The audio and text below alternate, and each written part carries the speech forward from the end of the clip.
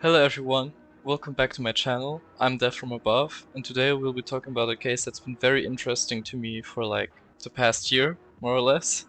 Today we'll be talking about the Academy Maniacs, aka the Irkutsk Maniacs, aka the Irkutsk Hammers, aka the Irkutsk Molotov however you want to call it. We'll be talking about Artyom Alexandrovich Anufriev and Nikita Vadangovich Litkin, and we'll be going over the boys' lives before, during, and after the killing spree. By the way, very important information, I do not condone any of the actions here portrayed in the video. I am just interested in the case as someone who's interested in true crime in general. So I do not condone anything here. This is solely for research and education purposes. This video is not supposed to glamorize any one of them. That's basically, this is very important to mention. And now on to the video. And I'd say let's start with Artyom and his life up until the killings.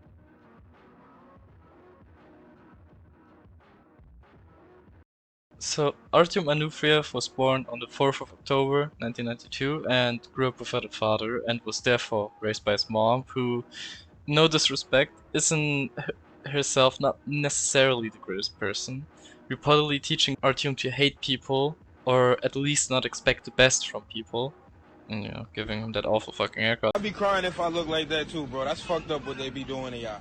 I ain't even gonna hold you. But she was definitely an unpleasant person who could not see herself or her son doing any wrong at all, so their relationship was not necessarily the best. And to prove that, I have some clips I'd like to show you, just, you know, other people talking about his mom and saying what they think about her, what impression they got from her. Я думаю, до сих пор не верит в то, что он мог совершить столько преступлений. Или не хочет верить. Может быть, так легче ей живется. Когда мы с ней встречались, она винила всех, кого угодно, только не себя.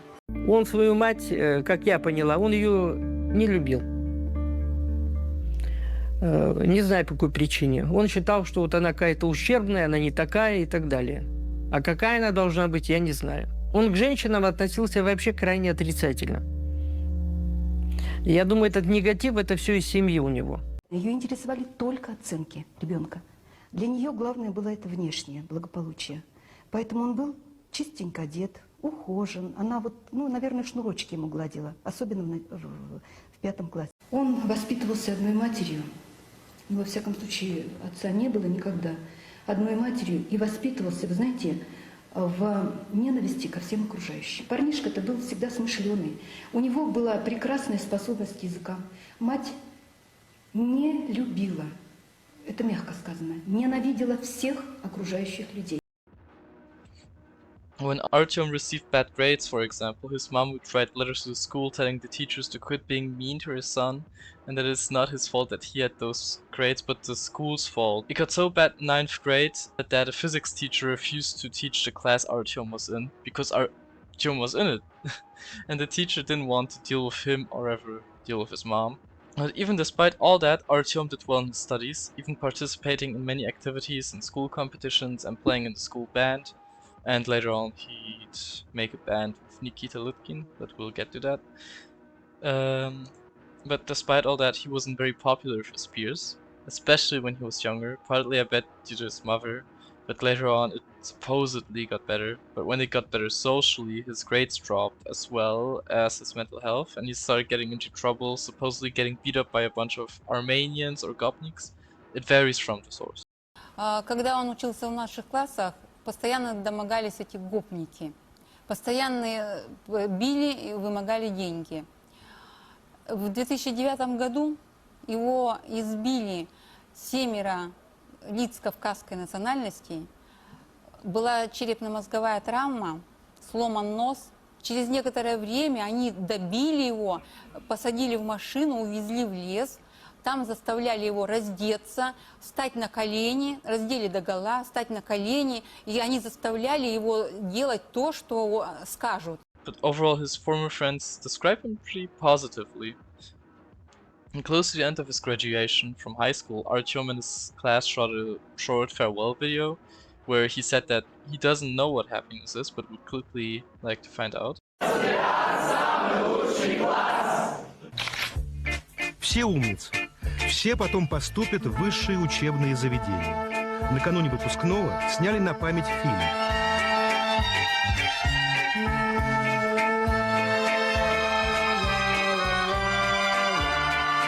Вот ее класс рассуждает о том, что такое счастье. Для меня счастье – это мои друзья, это моя семья, это мое любимое дело. Счастье – это когда тебя кто-то ждет. Счастье – это там семья, там какая-нибудь работа, дом. Еще тогда Валентину Ивановну что-то неприятно кольнуло. Весь класс говорит о счастье, и только Артем уходит от ответа. Если честно, я не знаю, что такое счастье, но очень хотелось бы быстрее узнать. After high school, Artyom enrolled in a medical university, despite graduating with sufficiency. Yeah, how does that work? And working part-time in a museum.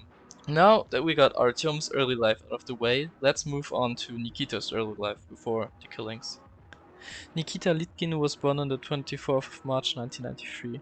Nikita came from a rather poor family, which, you know, to be fair, wasn't or still isn't uncommon for people living in Russia or ex-Soviet countries in general, I guess. And like Artyom, he grew up without a father most of the time, which probably allowed Artyom and Nikita to bond properly. Now, what you might have noticed is the fact that I said Nikita grew up mostly without his father, because Nikita did see his dad every now and then. Supposedly he was there for Nikita's very early childhood, but left at some point, and later on when Nikita's younger half-brother, who we don't really know anything about, committed suicide after his half-brother's mother died, so, you know, the half-brother's mom. Nikita's dad tried to return to Nikita and his mom, but due to the depression caused by the death of his second wife and his younger son, he couldn't reconnect with neither Nikita nor his ex-wife. Especially with Nikita, since he'd come and go, and every time he left, Nikita would just be more disappointed. The last time he saw his father was when he was 16, at which point they both found it very difficult to communicate and didn't have any topics in common. Communication, or rather lack thereof, is a very big thing when it comes to Nikita. Overall, I, along with a lot of other people, would say Nikita was introverted and not necessarily that interested in making many connections overall. Никита всегда был мальчиком обособленным. У нас очень много детей в подъезде, в частности мальчиков. Он ни с кем не контачил. Он уединялся всегда. Поменьше он когда был, он исписывал все стены в подъезде. Но те мальчишки заставляли его все это смывать. Зайдешь к ним домой, он уходил в спальню. Не хотел, чтобы его видели. But according to his mother, it's a deeply rooted issue for Nikita, saying that Nikita was very closed in himself and uncommunicative rather than just introverted. Слабохарактерный он был, очень слабый. Замкнутый всегда был. Тяжело ему было в обществе в этом жить. Он с детства был очень слабый, ведомый. Кто угодно мог взять его за руку и повести за собой. Но он очень верил людям, он был доверчивым. Part of that can be associated with an apparent lack in psychological development that made him need help in a lot of subjects in school, which I guess could make his peers think he's dumb, therefore worth picking on.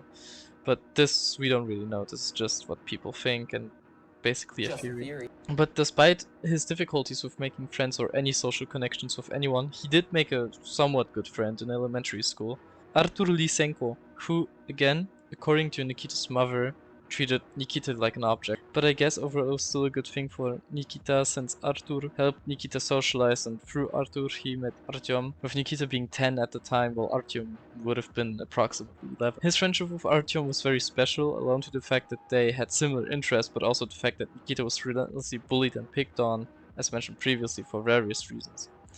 For one, he was very isolated and a loner, which makes him an easy target for people to pick on him, and, you know, hard to make friends when you're isolated. Since a lot of the time it happens that way, but also for the way he dressed, wearing his iconic Bergen hoodie and sunglasses very, very, very often, even in summer apparently. Or a dirty brown knit sweater, and also he was bullied for his hygiene, or rather, like thereof. This guy stinks! A lot of people mentioned he was smelly, even the gym instructor from the gym that Artyom and Nikita went to.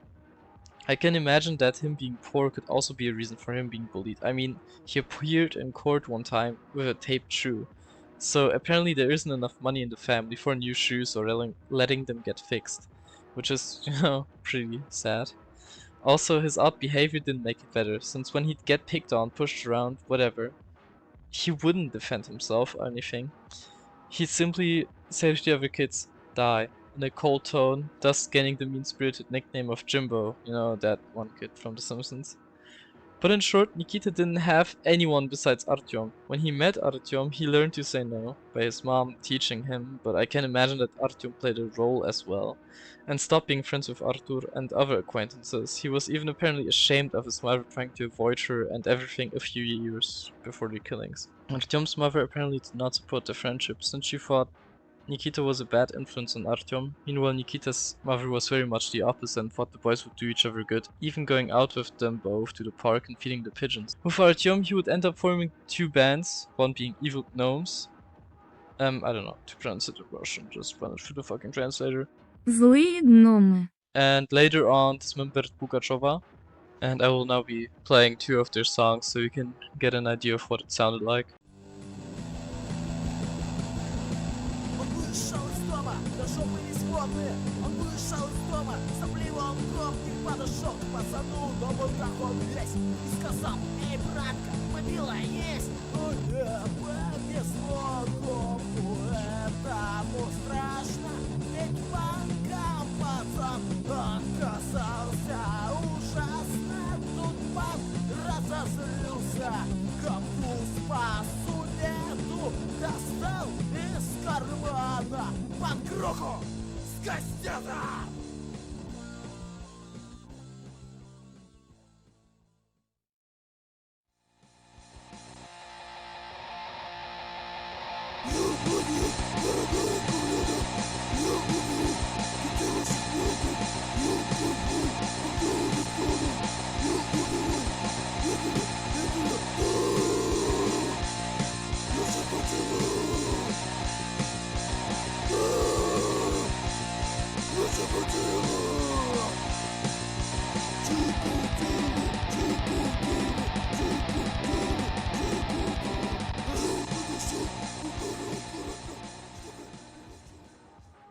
I'm pretty sure it's Nikita singing and Artyom doing everything else.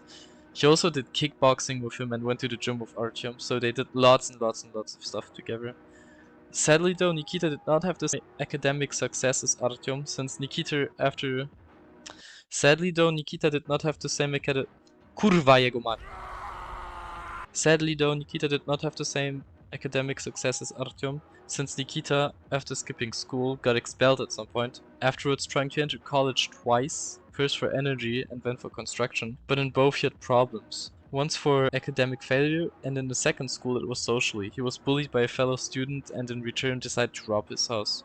After this, he stopped attending classes. Or sometimes it's also said that the other student robbed his house and then Nikita stopped going to class, but that also depends on what sources you read. This may be the reason Artyom's mother did not approve of their relationship, thinking Artyom would be influenced by Nikita and start skipping as well. For a very long time, he just spent his time at home playing video games, browsing the internet probably, I don't know, jerking off or something. And that just over and over up until the killings. Speaking of, let's get to the live stream the killings. Sadly, there's not that much info about them privately during that time, so this will be a rather short segment. So again, we'll be starting with Artyom, and for Artyom, it's a bit more interesting. Like previously mentioned, he attended the Irkutsk State Medical University and also started working at an art museum during the killings. Like I said, I don't know how he managed to get in, since he apparently didn't have good enough grades, or like very good grades, but whatever. Sometime in 2010, Artyom got really fascinated with the Nazi/White Power ideology and joined the White Power skinhead group, even attending some marches, but overall not being that important to the group. He even tried to get Nikita into the group, but that didn't work, since Nikita is Ossetian. How the fuck do you pronounce it? Ossetian. And not a pure-blooded mainland Russian Aryan. But they didn't even view Artyom as part of the group, since Artyom simply felt hatred towards everyone and not a specific group of people like black people or Jews or whatever. Meanwhile, Artyom didn't really like them as well, I guess because he viewed the group and their ideology as too passive and soft since they weren't going out and killing people or hurting anyone. Something worth mentioning is that through the group, Artyom and Nikita apparently stumbled upon a book called Born to Hate. I saw it in 2 interviews and on the Wikipedia it says so. That apparently caused misanthropy in them, which I honestly heavily doubt that that book caused the misanthropy. I think that it was something that they already had inside of them, and it just, you know, made them feel validated at most. But yeah. Now, close towards the end, about 3 months before the arrest, Artyom's neighbor could hear weird sounds coming from Artyom's apartment, shouting, thudding, that kind of sound, as if something or someone was being beaten. The neighbors had a theory that Artyom maybe beat his mother due to them also hearing someone yell "get off of me" sometimes, but it's unknown if it was heard specifically in Artyom's apartment or, you know, just from the apartment complex in general.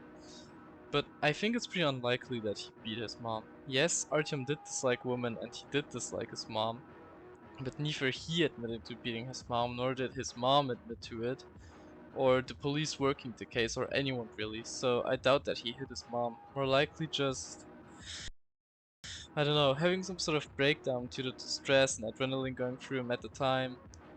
Like, you can compare it to men going through this sort of rage when watching football and their team loses or wins. You know, like, it's just the adrenaline that's going through them. But yeah, after that, nothing special really happened. So now we'll be talking about Nikita's life during the killings. This segment will be perhaps even shorter, but it's still worth mentioning, of course. Okay, so for Nikita, we know that he, as I mentioned earlier, attended 2 colleges, once for energy and once for construction, both failing for various reasons.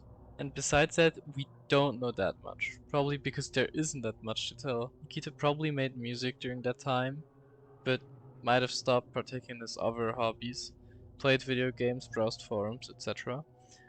But a thing that is worth mentioning is that a couple of days before the arrest, his mother found a knife either in the hallway or in his jacket. And when she asked him why he had it, he said that he needed it for self-defense, the classic excuse. And soon after that, he told his grandmother that "I will soon be lost," or something along those lines. That's pretty much it. So let's just move on to the murders and attacks. I'll go through this chronologically and try to go in as much detail as I can.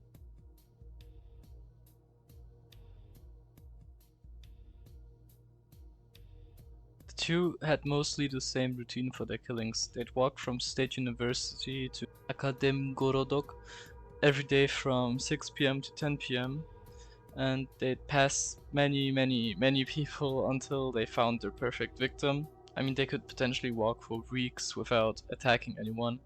The victims mostly consisted of people who were too weak to defend themselves, so women, old folks, and children, or people who wouldn't be missed, so homeless people, for example. The first attack happened on the 14th of November 2010. They attacked the then 18-year-old Anastasia Markovskaya while she was walking home from school, and while she was walking they smashed her head in and then left her to die. It is unknown though why they didn't make sure she's dead. Some sources say it was because she pretended to have died on the spot, while other sources say they got scared that someone might see them. And for some strange reason, the police department refused to investigate the matter at the time, due to the fact that she wasn't robbed. Very weird, but I'm not surprised. Later on, she posted about the attack on a forum that was about the area she lived in.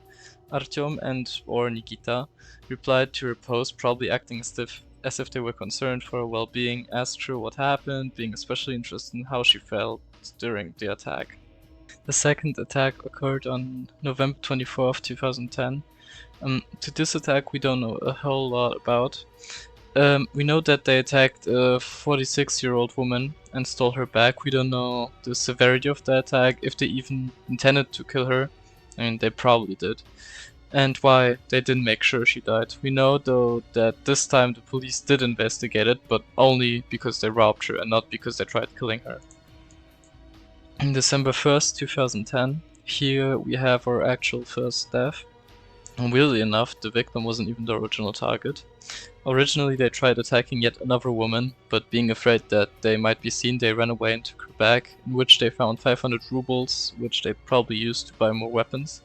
They wandered for a while after their initial attack and then stumbled upon the 12-year-old Daniel Semyonov, who apparently went to the same school as them. Litkin allegedly suggested to Anuvriev that they should kill him, to which Anuvriev agreed. They caught him off guard and Litkin hit him from behind with a hammer, and after the boy fell to the ground, Anuvriev proceeded to keep hitting him with a baseball bat, and after some time and some struggle, Nikita stabbed the boy with a pocket knife in his temple. Surprisingly, when Daniel's mother and brother found him later, he was still alive. They immediately called an ambulance, but sadly it didn't arrive in time and the boy died. The police, yet again, did nothing. They simply chalked the death up to an accident that while Daniel was going down on his snow scooter, he had hit a branch at a very high speed, which is impossible since the little hill he wanted to ride down from wasn't that high or had that deep of an inclination, and he was literally hit from behind. And there's just so many other factors that make it impossible that it was an accident. I mean, I even read that a former investigator said that there was nothing he could have hit his head on. At least here the police should have considered the possibility of there being a killer, but they didn't for whatever reason. December 16th, 2010. Not too far from where Daniel Semyonov was killed, approximately 20 to 200 meters, the two perpetrators killed the 69-year-old Olga Mikhailovna Birok. The woman was killed in the same fashion as Daniel, but much quicker. But still the boys were very sadistic during the kill and went for an overkill, stabbing her 30 times and giving her an unknown amount of blunt force trauma probably. But this time they didn't rob her. This time the police did acknowledge it as a murder and started investigating it as such, probably because there was really no other way to interpret it other than right out murder, counting it as the Maniacs' first official kill and only acknowledging the other attacks and the truly first kill of the Maniacs after they admitted to it. Litkin and Anuvriev even made an audio recording of the kill where you can hear them discussing on how they will kill her and then actually proceeding to kill her. December 29th, 2010. At circa 6 AM they tried attacking and killing Inesa Valentina Svetlova, who managed to escape. They only managed to take her bag, which they then threw away. Then, an hour later, they attacked the 22-year-old Yekaterina Karpova, who was pregnant at the time and was walking home with her 6-year-old niece Olya Averina. She actually saw the killers approaching, but didn't think anything of it because they just seemed like average teenage boys and she was talking to someone on her phone, so she was kind of distracted. However, when they crossed paths, the boys attacked both her and her niece. Despite screaming that she was pregnant and begging for her and her unborn child's life, they still tried killing her and her niece. The 6-year-old Olya Averina managed to escape, but not before Nikita managed to hit her in the liver area, heavily damaging her liver. Yekaterina did not have such luck and got her finger snapped and her head smashed in, only being saved by a random car driving around the area and scaring the killers off, which saved both her and her unborn child's life. Later on, when she was brought to the hospital, she saw the Maniac's previous victim, Svetlova, with similar injuries. January 1st, 2011. In this case, we don't know too much about it, probably since it happened to a homeless guy.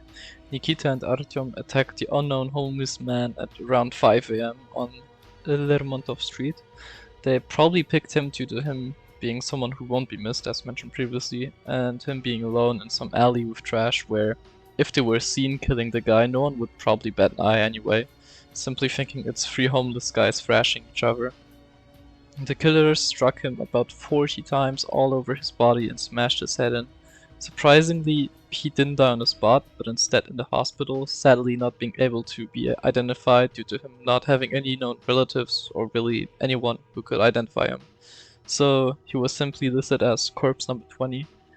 The thing I want to mention now is it's not a kill nor an attack, but it happened between and is worth mentioning, especially since it shows the incompetency of the police.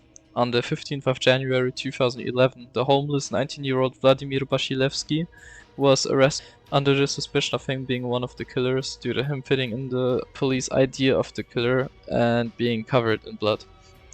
So the police, suspected he was one of the killers who killed corpse number 20, to which he said it's impossible that he did it because he was sleeping in a completely different place, not even close to where the murder took place. To which the police responded with physical abuse, of course, forcing a confession out of him, to which he admitted to the murder of someone who was still alive. Only after Nikita and Artyom have been caught did someone even think about testing the blood to see if the DNA matches corpse number 20, and surprise surprise, it didn't match. They imprisoned and abused Vladimir Bashilovsky for 4 years for a crime he did not commit. January 30th, 2011, on a late night at an unknown time, they attacked a young man called Oleg Semyonov, who was returning from a nightclub, so he was probably drunk and unable to defend himself, which is why they decided to try and kill him. Surprisingly, Semyonov managed to escape somehow. It's not stated in any of the things that I read how he could escape, and I find it impossible to imagine. Later on, Semyonov was diagnosed with bruised head wounds, a concussion, and traumatic brain injuries. On February the 3rd, 2011, the two attacked an unknown elderly woman who miraculously survived and got brought to the hospital with an open head injury. It makes you wonder with how many people they attacked and with how many survived, how half-heartedly did they even do these killings. Moving on to the night of February the 8th to the 9th of 2011, they attacked an unknown woman and, similar to the attack of Yekaterina, got scared off by a car. February 21st, 2011. After a long series of unsuccessful attacks, the two got a kill again. The victim was Alexander Petrovich Maximov, who was coming home drunk after having visited his sister. He got caught off guard and hit with their hammers, when he got his jaw completely broken by the two, and then he got shot in the head by Nikita Litkin with an air pistol, and after that he removed the man's eyes. Not sure if it was successful or not, but he probably was. The skull was so messed up that he was buried without it. That's how bad it was. And to be honest, I don't know what the cause of death here was. The shot to the head, the eye removal, simply in general the wounds. But that's fine. But either way, later on in the investigation, his skull did become an important piece of evidence. February 27th, 2011. This incident is very important. I mean, all of them are, of course, but when I say it's important, I'm kind of looking at the true crime community who like to misrepresent Nikita Litkin as this like follower or brainwashed or whatever type character. Similarly to how Dylan Klebold is represented, or from my previous video if you watched it, Carl Gabriel from the movie Zero Day. But either way, on this night, Nikita Litkin attacked a person on his own, without Artyom and without Artyom telling him to do so. Nikita did it simply because he wanted to. He attacked Nina Kuzmina, just I'll run it through the translator. Nina Kuzmina. Who was simply sitting on a bench on Lermontov Street when all of a sudden Litkin came from behind and hit her 2 times on the head. To which she surprisingly didn't immediately collapse or die, but instead started yelling at Litkin and making a big scene, which brought the neighbors' attention, who looked out the window, which prompted Nikita to flee the scene, simply stealing the woman's phone. So luckily it wasn't an attempted murder, but it's just to show that Nikita wasn't the like pure sheep that he was like always represented as in media or even by the true crime community. Night of March 10th to the 11th of 2011, Nikita and Artyom seem to have decided to attack more homeless people from this point on, since between this attack and their last attack they've only attacked one housed person, for lack of a better word. The person who they've killed was the homeless Roman Fajulin, who was near Artyom's apartment complex at the time, though not known exactly where and where they killed him. Artyom shot the man twice in his face with the before mentioned air gun, before dragging him with Nikita into the bushes where they began stabbing him everywhere, seemingly homing in on his groin, head and chest. At this point the two have again decided to keep mementos / trophies of their victims, with Nikita trying to cut off the man's hand but only managing to cut off a finger because the knife wasn't big and or sharp enough. Artyom would also decide to take a trophy, his being a photograph of the corpse with the blood trail of the victim being visible. Short break from the murders to mention something very interesting, pretty sadistic that the killers did. That being the fact that the people of Irkutsk, when they held a rally on March 11th, 2011, people would start thinking on what measures should be taken to prevent more murders from taking place, like people patrolling the area, which did decrease the crime rate in the area, but didn't stop Nikita and Artyom from killing, obviously. The folk of Irkutsk came to the conclusion somehow that the killers weren't two killers, but instead one, and not a teenager, but a man in his 30s and not from Irkutsk. Maybe there was some sort of like denial that someone from the community could be a killer. We kind of see that in the cops as well, but not as much because they seemingly did have the profile of Artyom and Nikita seemingly somewhat. So the sadistic thing about the whole rally and such is the fact that Nikita and Artyom attended them, offering ideas on who it could be and what could be done, even recording the whole thing on their phones, which must have been pretty amusing to them to see how people were afraid of them. Sadly though, there aren't any recordings from their phones that are available to the public. On an unknown date, Anuvrif and Litkin attacked another homeless one, but luckily unsuccessfully due to a police car scaring them off. Yet again got scared off by a car. It is unknown how heavily they injured the woman though. On the next unknown date, the next attack happened, and this is the previously mentioned exception to the new victim pool. The two attacked the woman in an archway entrance to a courtyard with a screwdriver instead of a knife for whatever reason. Perhaps the knives were too dull at this point and they had to get new ones. The two got cold feet due to the fear of being seen, not killing her but just took her back and fled, making it look like a simple robbery. On April 3rd, 2011, the last and possibly most infamous kill of the two was the 63-year-old homeless woman Aleftina Kuidina. After they killed her, it's unknown though how they killed her, they filmed themselves mutilating the corpse, with Nikita being seen on the video and doing the mutilating, while Artyom was filming and sort of directing Nikita, telling him not to touch anything, etc. In the video we see Nikita cut off the woman's earlobe and then tried to cut off her hand and eyeballs, but this didn't work simply because the knife was so used that it got dull.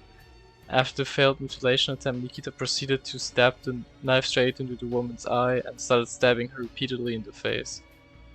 Later just throwing the earlobe on the schoolyard of the school they used to go to. They didn't really try hiding the video at all, posting it online and sending it to online friends, and those friends shared it with their friends. The recording of this mutilation is what makes this murder in particular so infamous and distinguishes it amongst the other victims. The fact that it was recorded at all and posted everywhere as well, that it's a video and not just a photo or body part they took as a trophy. This video also led to their arrest on April the 5th, 2011, because Nikita's uncle found the video on a flash drive and brought it to the police. Он принес однажды мне на компьютер домой записи с интернета.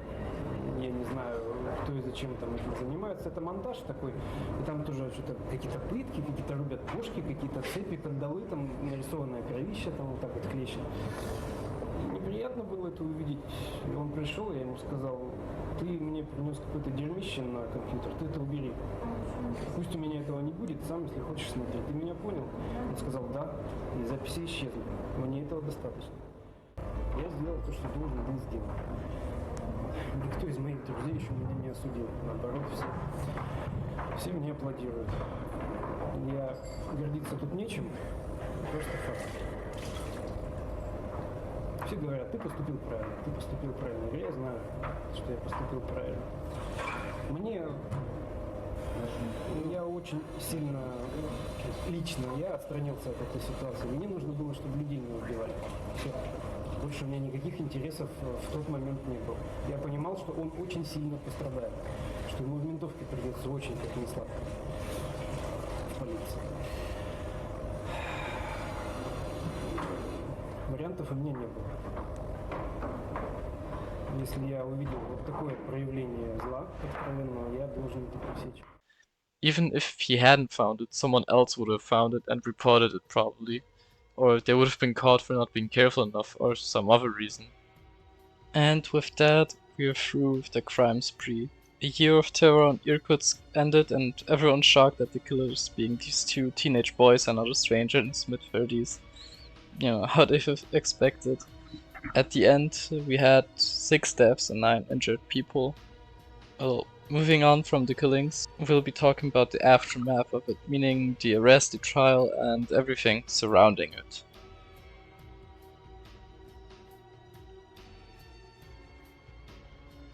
Arrest, trials, etc.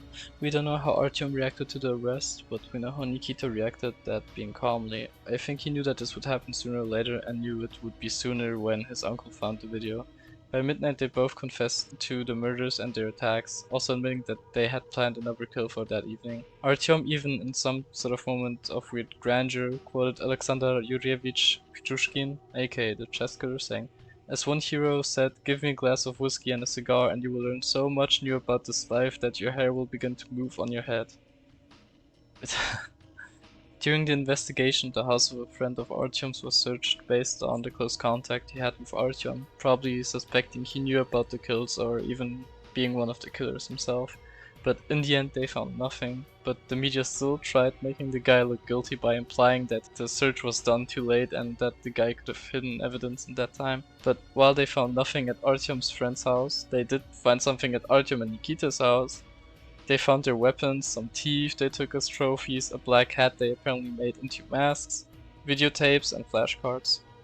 They would have found more if Artyom's mother didn't destroy one of his notebooks that would incriminate both him and Nikita, but that only made their case worse in the end since she destroyed evidence, and that in itself, that act made them look more guilty. But it changed nothing, since they found his other notebooks that were so full of profanity that they could barely be read during the trial. On April 7th, 2011, the two were taken into custody by the government, so basically into prison. And their stay was only supposed to last 2 months, but it kept getting extended.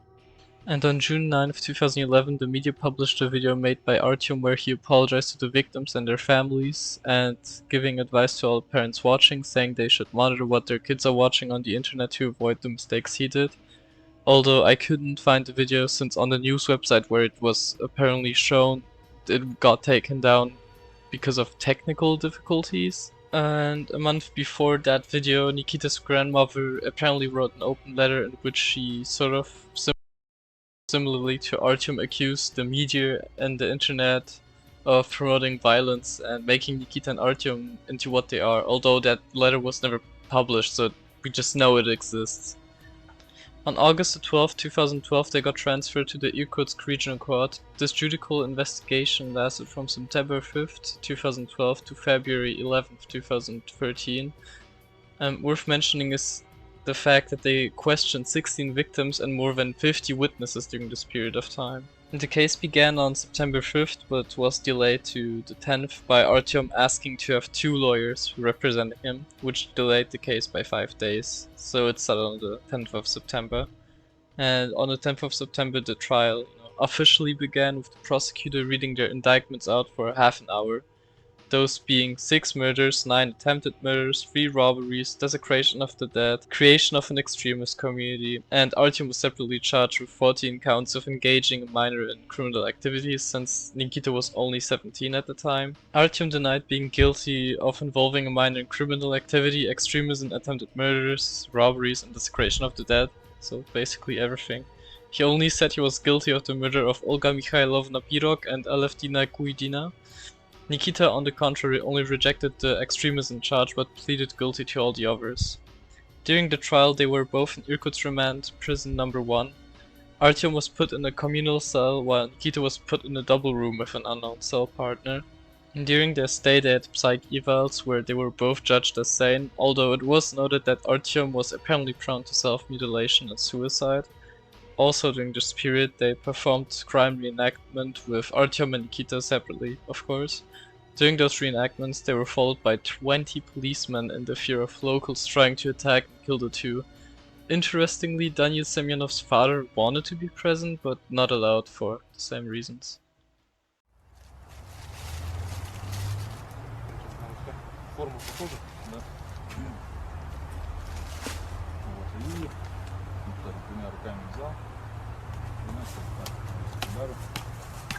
Сколько он ударов? Примерно ударов 5 нанес. Далее Уткин продолжил наносить удары. Сколько нанес? Ну так, что примерно 3-4 удара. Где-то здесь вот заметили мальчика с уникатом. Откуда он шел? Ну, вот от той дороги. So before we continue, yes, I did get a new mic.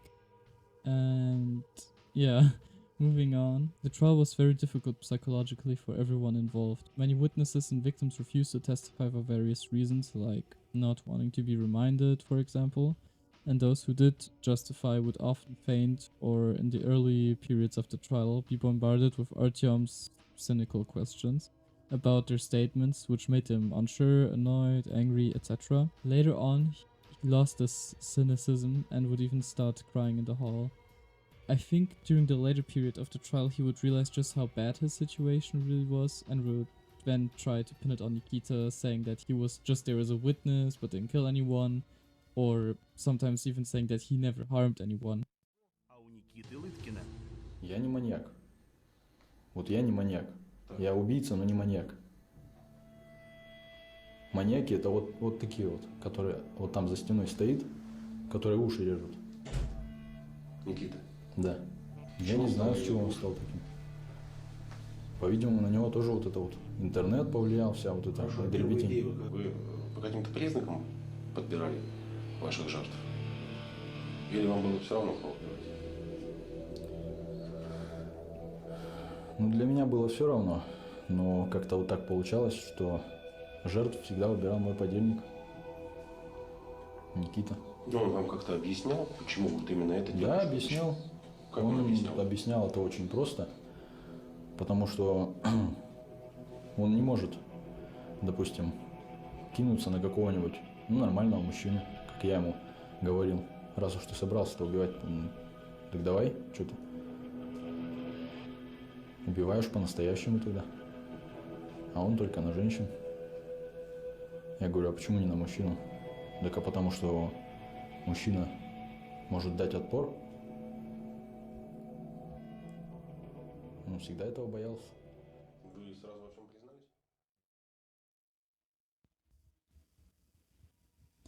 Vladimir, one of the members of the skinhead gang Artyom was also part in, was also called in as a witness and confirmed that he did know about the killings and even got taken along on 2 trips where they searched for victims, luckily unsuccessfully. He didn't tell the police because he was scared of Artyom, thinking he would kill him or his girlfriend. Vladimir also stated that Nikita was summoned to the military since they had recently turned 18, to which Artyom, according to Vladimir, casually said that they'd have to kill Nikita, but Artyom was most likely joking. Nikita. Why'd you join the army? Type shit. Artyom, understandably, got pretty mad and said that Vladimir also killed someone and offered his girlfriend to Artyom so that he could kill her. Vladimir admitted about lying, so the other skinheads would think he's cool, I guess. And the girlfriend thing was also him just joking or venting when he just had like an argument with her, I guess. Throughout this whole ordeal, Nikita didn't say a thing and just sort of dissociated. On October 16th, 2012, Artyom would suddenly pull a razor out of his sock and cut himself on the side of his neck as well as on his stomach. When asked why he did it, he would answer saying he didn't know why. It was most likely a try to gain sympathy, or perhaps try gaining an insanity plea. One of his lawyers tried arguing that it was an emotional outburst caused by his mother appearing in court. You may have noticed that Artyom is kind of acting up a lot during the trial and investigation, and this doesn't end with the self-harm in court. He'd also complain a lot about his conditions during the whole trial. He, for example, stated that the investigators abused him physically and psychologically during the arrest and while he was in the cell, and that he only confessed to the murders under pressure from the police officers, essentially stating that he only confessed because he was afraid of more abuse, making his confession basically null. This might even have some warrant to it, since one of his lawyers noted that Artyom had some sort of head wound on his head which could only come from a blow by a hard, blunt object, so for example like that stick police carry around. He also complained about his lawyer being useless, not getting updates on how the trial is going and such, and that his signature had been forged, signing protocols and testimonies that he says he did not. On February 13th, 2013, a judicial debate began about the case where they discussed punishment both the perpetrators should receive, with the suggestion of ARTYOM getting life in prison and Nikita getting 25 years getting accepted. Only notable thing is that the charge of involving a minor in criminal activities against ARTYOM was dropped since their age gap was only 6 months. Not that it changes much, since the murder charges still sticked and he'd get a life sentence regardless. On the 6th of March, Nikita would tell the court that ARTYOM wasn't involved in 4 of the killings, saying he killed Olga Pirog with someone else. They were about to start investigating when suddenly on March the 13th, Nikita changed his mind and said there was never a third accomplice and it was just him and ARTYOM. When asked why he tried bringing an innocent person down with them, he refused to answer. But the media, me included, believe he was stalling for time for whatever reason, and most likely to protect his one and only friend, not caring what would happen to himself and this random person he accused. Nikita even expressed frustration with how everyone was treating and how they perceived ARTYOM, telling his mom during one of her visits that the media made ARTYOM out to be the devil incarnate and that they made himself seem like a little innocent sheep, which, I mean, is pretty true. I can't blame him for feeling that way. Just look at how people in the true crime community portray and talk about him. It's like I previously said, it's almost like Columbine all over again. The two killers were scheduled for last words, so one last time where they could address the public and the court, on March 12th, but had to be rescheduled since they said they weren't ready, having it take place on March the 18th, with Nikita refusing to say anything, while ARTYOM prepared a statement where he asked the victims for their forgiveness while also rejecting the accusations against him. Here is his statement. Sadly, I couldn't find a video or anything of him saying it himself, so I'll just say it for him. Thanks to the media, there is now a stain on me which I can't wash off. My grandfather was a veteran of the Great Patriotic War, so World War II, and they call me a fascist. The ones from whom he defended us. The materials of the case didn't prove my fault. I plead guilty only in murder of Olga Pirog, as well as in the abuse of the corpses, but only in fact that I shot a video. In all of the crimes, I did not participate. It may sound silly, but I myself do not understand why I did it. I do not know what came over me. My sincerest condolences. I believe that there are no people of our age who could not be corrected. You can fix any person at any age, if they have the desire. I have this desire. On the 2nd of April 2013, the two got their sentencing. ARTYOM, unsurprisingly, getting a life sentence, and Nikita getting 24 years, of which he had already done 2 years of. The two reacted very differently to their sentencing. Nikita was seemingly nervous, but didn't lower his gaze, kind of staring into nothing, while ARTYOM was staring at the ground until he heard a sentence, which made him start crying, allegedly even yelling at the family, saying, "Well, are you satisfied?" To which Daniel Semyonov's mother was said to have replied, "Were you satisfied when you killed my son? A 12-year-old child is now dead." Nikita again didn't react to any of this. Личности молодой возраст, характеризующий данное влияние назначенного наказания на исправление осужденных на условия жизни их семей. Отягчающих наказания обстоятельств, предусмотренных статьей 63 Уголовного кодекса Российской Федерации в отношении подсудимых Ануфриева и Лыткина не установлено.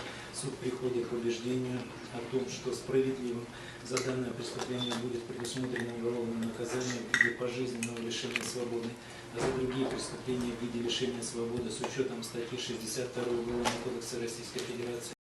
В соответствии с частью 3 статьи 69 Уголовного кодекса Российской Федерации по совокупности преступлений путем поглощения менее строгого наказания более строгим, окончательно назначить ему наказание в виде пожизненного лишения свободы с отбыванием в исправительной колонии особого режима. A lot of people were not satisfied with their sentencing, saying Nikita should have also been put to prison with the before mentioned Svetlana Semyonova, Daniel's mother, writing a letter to President Putin, though it's unknown if he ever has seen it or replied, in hopes to get Nikita the sentence she thought he deserved. Nina Kuzmina, the person Nikita attacked on his own, on the other hand, thought that Nikita's sentencing was fair.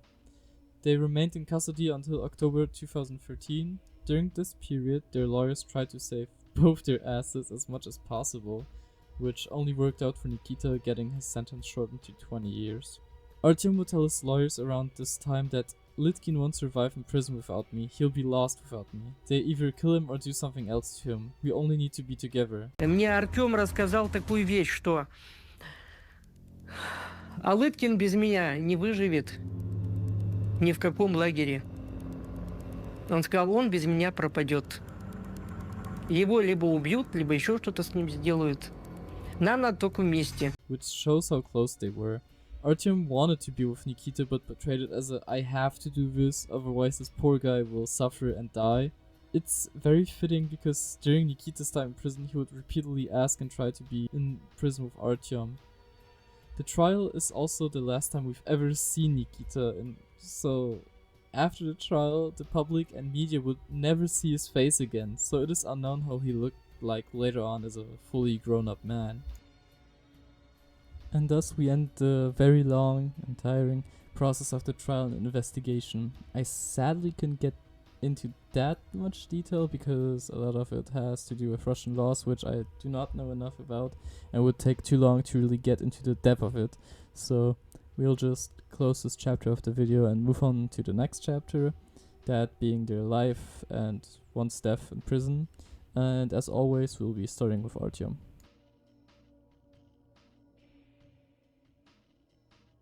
Artyom got transferred to the prison island of Ognenny Ostrov, doing a couple of interviews.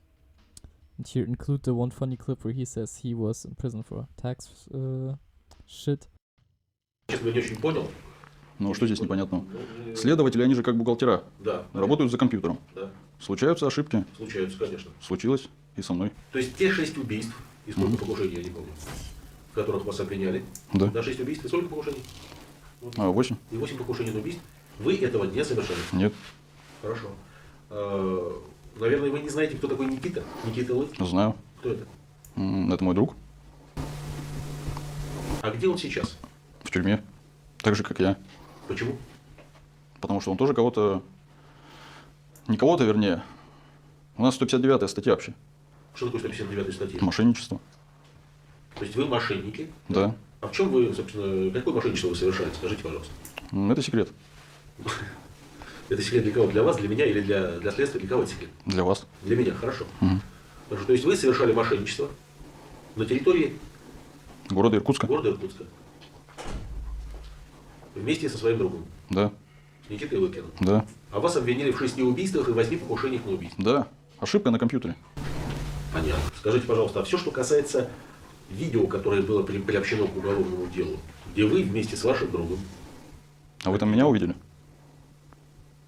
На видео вы меня увидели? Нет, наверное, нет. А вы о каком видео говорите? Я говорю о видео, где отрезали ухо живой женщине. Серьезно? Серьезно. Еще живой женщине, а потом ее убили. И? То есть я-то здесь при чем? Я говорю, это были не вы.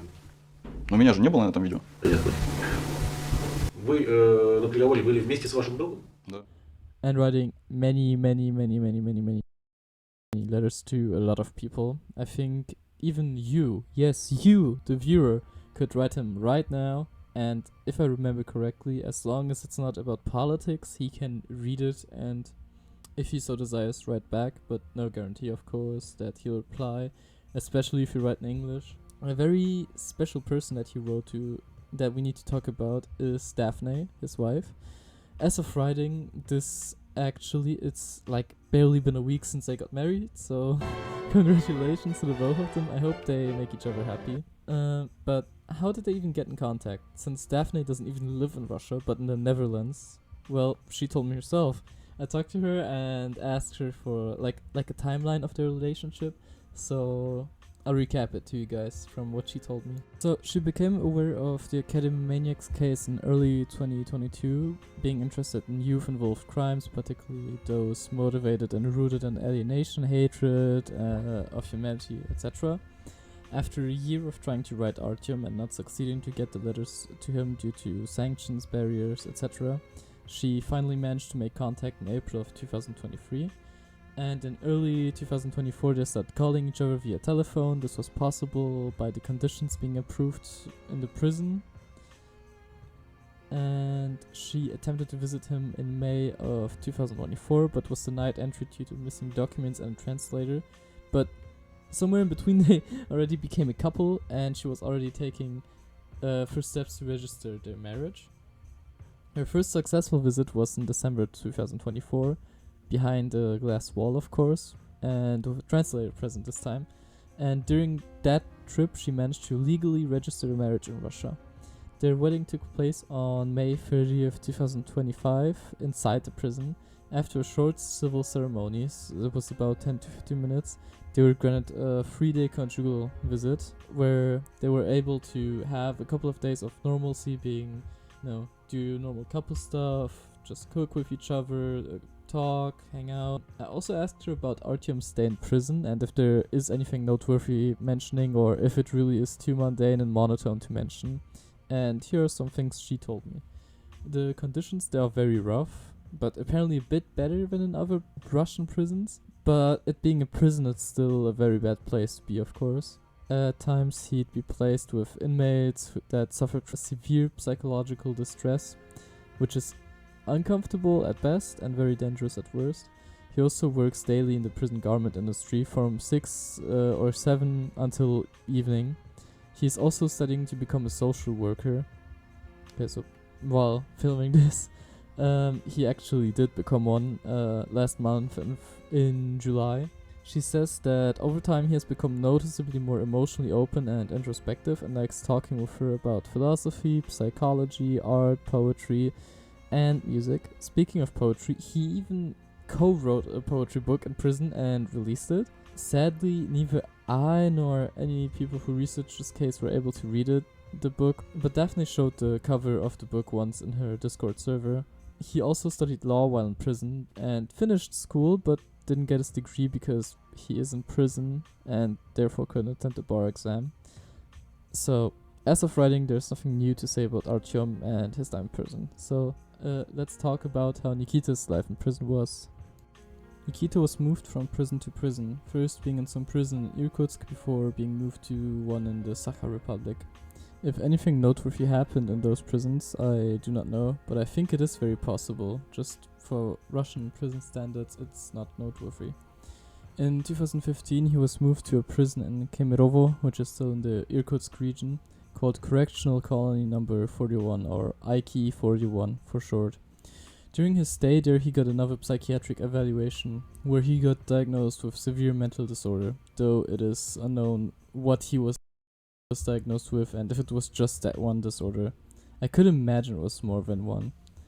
Due to the diagnosis, they wanted to move him from the prison to a psychiatric hospital, which was made impossible by Nikita because he attacked another supposedly disabled inmate with a metal dustpan before being stopped by other inmates, saving the inmate from potentially being beaten to death. When questioned as to why he would do this, he admitted to doing it so he could be deemed too dangerous and be put in the same prison as Artyom.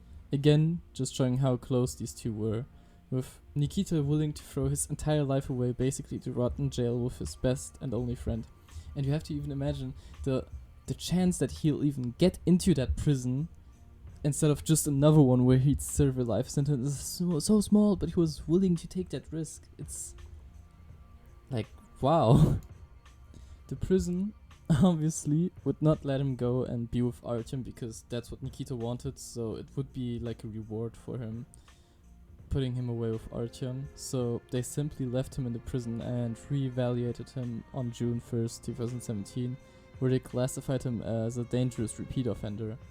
Which is not surprising, with Nikita literally stating that if he weren't caught or if he were to be let go, he would kill again. In 2018, though, Nikita would be moved yet again to the prison colony number 7 in Angarsk, so still in Irkutsk basically.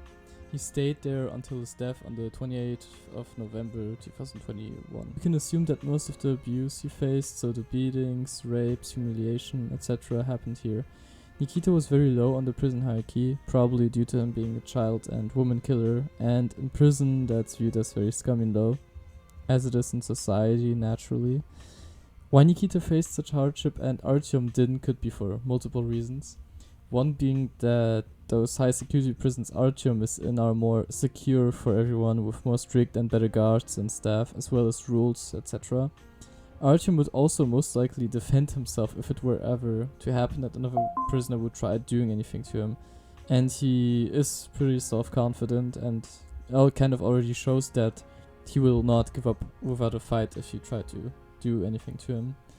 And well, Nikita is the opposite. He's not self-confident, and even back in school he would not defend himself from bullies. So how do you think someone who now has an even worse reputation than ever before, who does not defend himself, will fare in prison with people who are far worse and far more dangerous than your average school bully?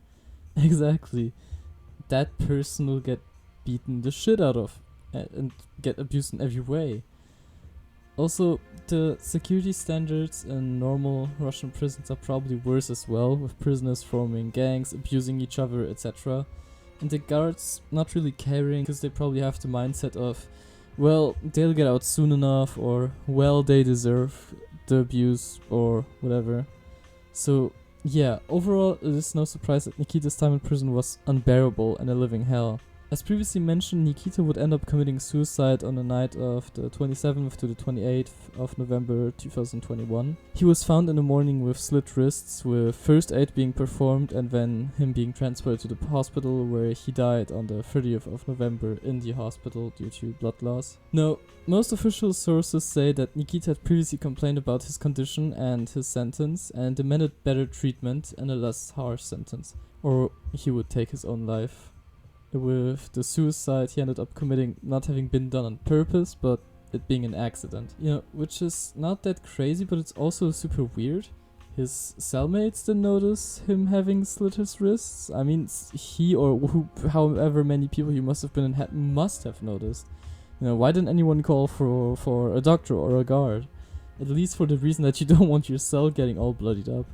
Why didn't anyone take it at least somewhat seriously and make sure to check that Nikita didn't have anything dangerous in the cell that he could hurt himself or others with? It also doesn't make sense for him to beg for better conditions and then kill himself.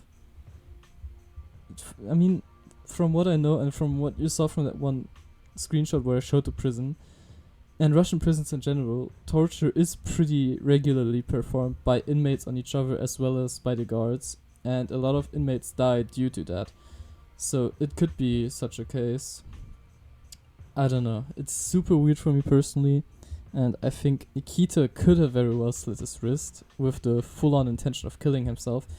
But also I can see the possibility that everyone knew that he had slit his wrist and everything being done so that he would just die instead of being saved, or even that he got killed. But enough theorizing on my end. What is done, and Nikita Litkin is dead.